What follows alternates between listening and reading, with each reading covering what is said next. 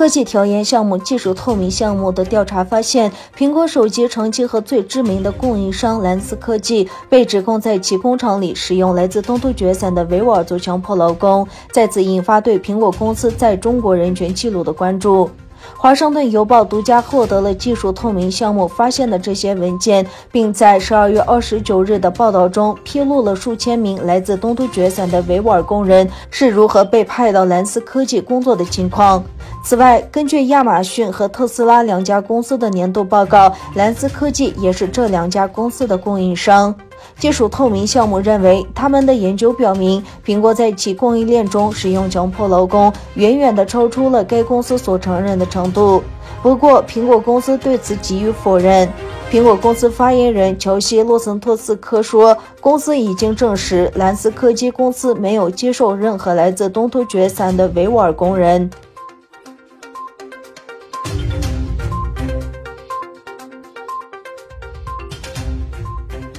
美国和中国驻阿尔及利亚大使馆就东突厥散问题进行了对立的分享和发言。美国驻阿尔及利亚大使馆于12月27日在其官方推特账号上分享了美国国务院网站上的一份消息。该消息称，美国一家餐馆的经营者向顾客提供饮食服务，以及介绍中国对维吾尔族人的镇压。中国驻阿尔及利亚大使馆在一份书面声明中指出，中国外交使团旨在贬低中国，是对中国内政的干预。近年来，国际社会批评中国侵犯维吾尔族人的身份和文化。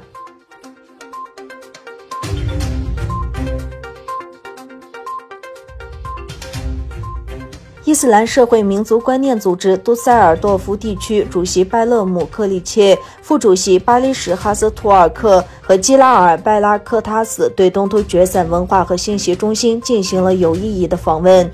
东突厥散文化和信息中心前主席阿布杜吉里里卡拉喀什先生在其办公室接待了代表团，并提供了有关东突厥散局势和协会工作的信息。会谈中，卡拉喀什先生与代表团就如何展开合作等议题交换意见。他还向伊斯兰社会民族观念组织对东突厥散的关注表示感谢。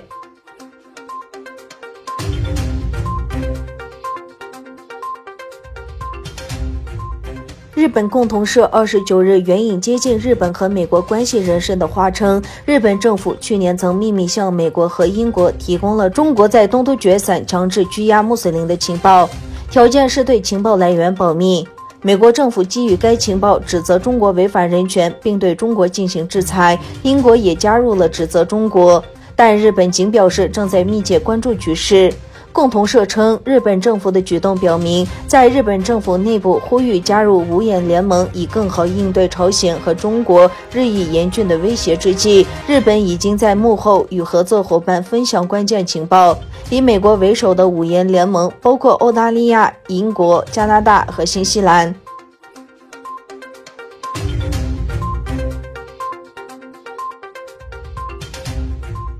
据媒体报道，欧盟委员会和中国即将达成一项期待已久的商业投资协定，预计将于本周敲定的协议将使欧洲企业更好地进入中国市场，并改善竞争条件。会谈即将结束，看起来不错，只剩下一些小细节需要敲定。一位了解会谈情况的欧盟官员告诉路透社，